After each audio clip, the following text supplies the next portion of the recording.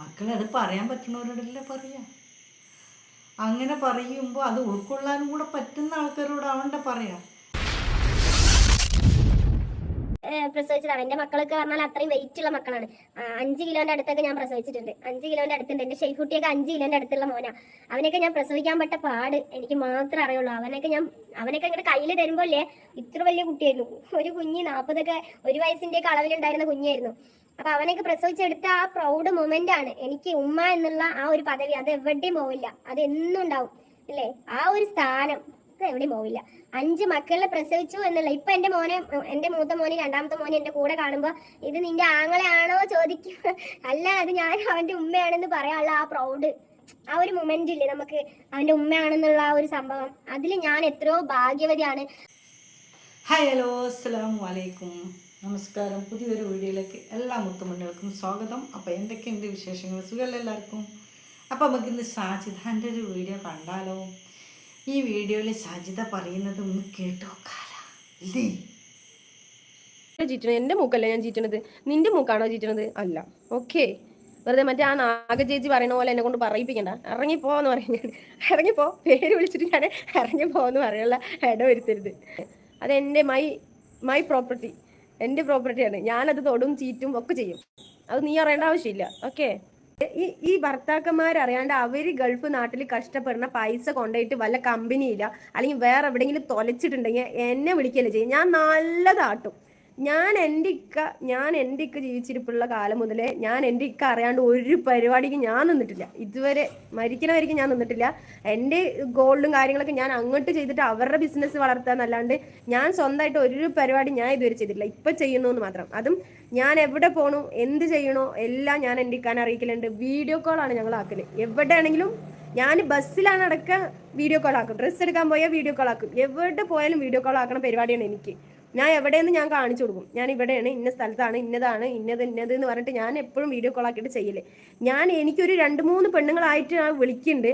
എന്ത് ഷാജി അങ്ങനെയാണ് ഇങ്ങനെയാണ്, ഒരു കമ്പനിയിൽ പോയി പെട്ടു, പൈസ മുടക്കി, ഇക്കറിയാത്ത തെണ്ടിത്തരത്തിന് എന്തിനു നിൽക്കുന്നേ? ധൈര്യം ഉണ്ടെങ്കിൽ മണ്ണാർക്കാട് KPM ഹോട്ടലിൽ വാടി, നിന്റെ കഴപ്പ് അങ്ങ്. എടാ, ഞാൻ ഉണ്ടല്ലോ, ഞാൻ എന്താണ് ഷാഹില സനു. എടി ഷാഹില, നിന്റെ ഉപ്പാണി, നിന്റെ ഉമ്മാണി, നിന്റെ പിന്നെ കൂടെ ആരുള്ളത് അവരിനൊക്കെ വിളിച്ചു വരുത്ത്. എനിക്ക് അതല്ല പണി. നീ ഹോട്ടലിൽ റൂം എടുത്തിട്ട് കണ്ടവന്മാരുടെ കൂടെ നെരങ്ങലാണെങ്കിൽ എൻ്റെ പണി അതല്ലടി മകളെ, എൻ്റെ പണി അതല്ലടി ചേറ്റെ. എന്നെന്തിനാടി നീ അങ്ങോട്ട് ക്ഷണിക്കുന്നത് നാറിയേ? നിന്റെ പണി അതാണെങ്കിൽ നീ അത് ചെയ്യ്. അതെന്തിനാ എന്നെ ക്ഷണിക്കണ? എന്തിനാണ്? നീ ആരടി പന്നി? നീ നിന്റെ പണി നോക്കിയിട്ട് പോടി. എൻ്റെ ലൈവ് കയറി വന്നിട്ട് എന്നെ വെല്ലുവിളിക്കണ നീ? നിനക്ക് ഡെയിലി ഹോട്ടലിൽ കയറി ഇറങ്ങല പണി വെച്ചാൽ ഞാൻ അതിന്റെ ആളല്ല. അത് നീ ആരെയാണ് ആ പണിക്ക് കിട്ടണ അവൾമാരെ വിളിക്ക്. എന്നെ വിളിക്കുന്ന എന്തിനാ നീ? ഇത്ര മതി കുറച്ച്. അല്ല മക്കളെ, ഞാൻ അറിയാഞ്ഞിട്ട് ചോദിക്കണ്, ഇങ്ങക്ക് മോട്ടിവേഷൻ കിട്ടാഞ്ഞിട്ടോ അതോ അല്ല ഇങ്ങക്ക് ഇങ്ങനെയുള്ള തെറി കേൾക്കാൻ വേണ്ടിയിട്ട് മനഃപൂർവ്വമാണോ സാജിദാനോട് ഇങ്ങനെയൊക്കെ ചോദിക്കണമെന്ന് അറിയില്ല. ഒരു അബദ്ധം പറ്റിയത് ചിലപ്പോൾ അവർ ഒരു രസത്തിനായിരിക്കാം പറയുന്നത്, അല്ലെങ്കിൽ അവളെ ചൂടാക്കാനായിരിക്കും പറയുന്നത്. അല്ലെങ്കിൽ സത്യസന്ധമായിട്ട് ഒരു സുഹൃത്തെന്ന നിലക്ക് ഇപ്പം നമ്മളോടൊക്കെ പല ആൾക്കാരും പറയാറുണ്ട്, നമ്മൾ ലൈവ് ഇടുമ്പോൾ ഓരോ പ്രശ്നങ്ങളും ഓരോ കാര്യങ്ങളൊക്കെ. അപ്പോൾ എല്ലാവർക്കും വാട്സപ്പിൽ കൂടെ പറയാനോ അല്ലെങ്കിൽ വീട്ടിൽ വന്ന് പറയാനോ ഒക്കെ പറ്റിയെന്നില്ല.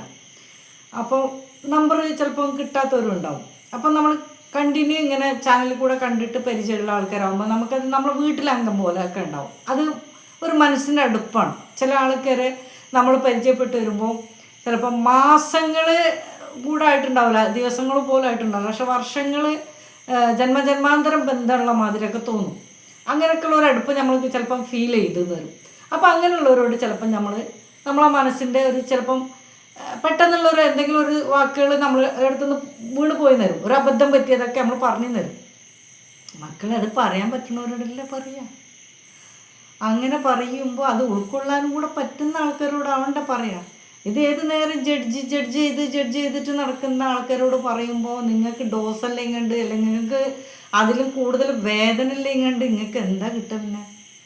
അപ്പം എൻ്റെ പൊന്നാരം മക്കളെ, നിങ്ങൾ ഇനിയും നേരം വെളുത്തിട്ടില്ല നിങ്ങൾക്ക്.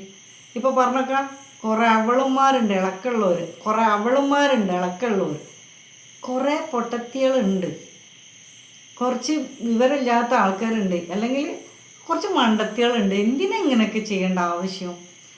അതൊക്കെ നമ്മൾ ഒളിച്ചും പാത്തി എങ്ങനെ ചെയ്താലും നമ്മളെ ഭർത്താക്കന്മാർ അത് ഇന്നലെ നാളെ അറിയും. അപ്പം നിങ്ങൾ ഭർത്താക്കന്മാരോടും കൂടെ പറഞ്ഞിട്ട് വേണം ഇങ്ങനത്തെ കാര്യത്തിനൊക്കെ പെടാൻ. ഞാൻ എൻ്റെ ക്യാഷ് തരില്ല, ഞാൻ നിങ്ങൾക്ക് തരില്ല, ഞാൻ കൊടുക്കുന്ന കുറച്ച് ഇവള് എന്ന് കൊടുക്കൽ കൊടുത്തിയത്? ഇവള് വാങ്ങൽ നിന്നോ എന്നിട്ടല്ലേ കൊടുക്കാൻ? ഇവളെല്ലാവർക്കും വാങ്ങൽ നിന്നോ എന്നിട്ടല്ലേ കൊടുക്കാൻ? സ്വന്തമായിട്ട് ഇരിക്കാനൊരു കൂരല്ല. പോട്ടെ, എന്താ പണ്ടാരോ പറഞ്ഞ മാതിരി ഇരിക്കുന്നതിന് മുമ്പ് കാല് നീട്ടിയെന്ന് പറഞ്ഞ മാതിരി ഒരു അവസ്ഥയാണ്. സേവനം ചെയ്യാൻ തുടങ്ങി, അവനവൻ്റെ കാര്യങ്ങൾ അവിടെ കിടപ്പാ. എന്നിട്ട് മറ്റുള്ളവരടുത്ത് നിന്ന് പിന്നെ അവിടുന്ന് ഇവിടുന്ന് വാങ്ങിയിട്ട് മറ്റുള്ളവർക്ക് അവിടെ സേവനം ചെയ്യാം.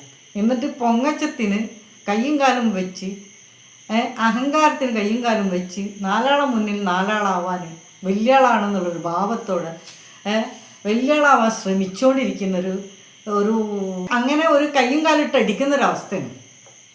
ഞാൻ വലിയ ആളാണെന്ന് കഷ്ടപ്പെട്ടിട്ട് മറ്റുള്ളവർക്കോട് പറയിപ്പിക്കാനുള്ളൊരവസ്ഥയിലാണ് ഇപ്പോൾ നിൽക്കുന്നത്. അല്ല എന്താ പറയുക, ഞാൻ ഒരു അബദ്ധം പറ്റിയത് ഒരു സ്ത്രീ പറയുമ്പോൾ, അല്ലെങ്കിൽ നമ്മളെ അറിയുന്ന സ്ഥിരം ലൈവിൽ വരുന്ന ഒരാൾ അങ്ങനെ പറയുന്നുണ്ടെങ്കിൽ അവർക്ക് നമ്മളോടുള്ള അവരുടെ അടുപ്പം കൊണ്ടായിരിക്കുമല്ലോ അത് അങ്ങനെ പറയുന്നത്. അപ്പോൾ അവരെ തേച്ച് വാച്ച് ചുമരുമ കയറ്റി ഒട്ടിച്ചാണ്ട് വെക്കലല്ല ചെയ്യുക. പൊട്ടത്തിയേ അങ്ങനെയൊക്കെ എനിക്ക് സംഭവിക്കും. അതെന്താ വെച്ചാൽ അങ്ങനെ സംഭവിച്ചത് നിൻ്റെ പൊട്ടത്തരം കൊണ്ടല്ലേ. അങ്ങനെയൊന്നും ചെയ്യരുത്. ഇനി ഇതുപോലെ ആരും ചെയ്യുന്നുണ്ടെങ്കിൽ അവർ ശ്രദ്ധിക്കുക. അങ്ങനെയൊക്കെ കണ്ടില്ല അപ്പോൾ അവർക്ക് പറ്റിപ്പോയത്. അപ്പോൾ മാക്സിമം നമ്മൾ എന്ത് ചെയ്യുമ്പോഴും നമ്മളെ വീട്ടിലുള്ള അംഗങ്ങൾ അറിഞ്ഞിരിക്കണം ഇങ്ങനെയൊക്കെയുള്ള ബിസിനസ്സോ മറ്റുള്ളതിലൊക്കെ നമ്മൾ ഇൻവെസ്റ്റ്മെൻറ്റ് ചെയ്യുമ്പോൾ എന്നൊക്കെ പറഞ്ഞ് മനസ്സിലാക്കി കൊടുക്കാൻ പറ്റുന്ന പക്വതയും പാകതയിലല്ല ആ മനുഷ്യ സ്ത്രീ ഉള്ളത്. അത് എവിടൊക്കോ എന്തൊക്കെയോ സ്വപ്നലോകത്ത് ജീവിച്ചു കൊണ്ടിരിക്കുന്ന ഒരു അവസ്ഥയിലാണ് കൂട്ടുകാർ. അതുകൊണ്ട് ചോദിക്കുന്ന ആളും ചോദിക്കുന്ന ചോദ്യവും ചോദിക്കുന്ന ഭാഗത്ത് നിൽക്കുന്ന ചോദ്യക്കാരനും കേൾക്കുന്നവരും ഒക്കെ ഒരേപോലെ ആവരുത്. എനിക്ക് പറയാനുള്ളതാണ്. എന്തപ്പം ഞാൻ പറയാം, ആ ഒരു ഇത് കേട്ടപ്പോൾ അതിൻ്റെ ഇടയിൽ കൂടെ വേറെന്തോ ഒരു ഡോസ് കൊടുത്തിരിക്കുന്നത്. ഹോട്ടലിലേക്ക് വാ, അതിൻ്റെ കാര്യം ഞാൻ തീർത്തരാം. എനിക്ക് കിട്ടുന്നത് എല്ലാ സമയത്തും ഇങ്ങനത്തെ ഒരു സംഭവമാണ്. ഞാൻ ജസ്റ്റ് ഒന്ന് നോക്കിയെന്നേ ഉള്ളൂ കേട്ടോ. അപ്പോൾ കൂടുതൽ വീഡിയോ ഞാൻ നീട്ടിക്കൊണ്ട് പോകണില്ല. ചെറിയൊരു വീഡിയോ ആണിത്, ചെറുതായിട്ട് തന്നെ ഇവിടെ നിർത്തുകയാണ്. അപ്പോൾ നിങ്ങളുടെ അഭിപ്രായങ്ങൾ എന്തായാലും അറിയിക്കുക. അപ്പോൾ ഓക്കെ, വേറൊരു വീഡിയോസുമായി ഞാൻ വരാം. എനിക്ക് കുറച്ച് കാര്യങ്ങൾ നിങ്ങളോട് പറയണമെന്നുണ്ട്. നിങ്ങൾക്ക് താല്പര്യം ഉണ്ടെങ്കിൽ നിങ്ങളത് പറയുകയാണെങ്കിൽ കുറച്ചും കൂടെ എൻ്റെ ജീവിതത്തിലെ കുറച്ച് കാര്യങ്ങൾ എനിക്ക് സംസാരിക്കാനുണ്ട്. മോട്ടീവായിട്ടുള്ള കാര്യങ്ങളുമാണ്, അല്ലാത്തതുമാണ് എൻ്റെ ജീവിതത്തിലെ. അതായത് എൻ്റെ ജീവിതത്തിന് എൻ്റെ മാത്രം പേഴ്സണലായിട്ടുള്ള കുറച്ച് അനുഭവങ്ങളുണ്ട്. നിങ്ങൾ താല്പര്യം ഉണ്ടെങ്കിൽ ഞാൻ പറയാം. ഓക്കെ, അപ്പം നിങ്ങൾ പറയും കമൻറ്റിലൂടെ.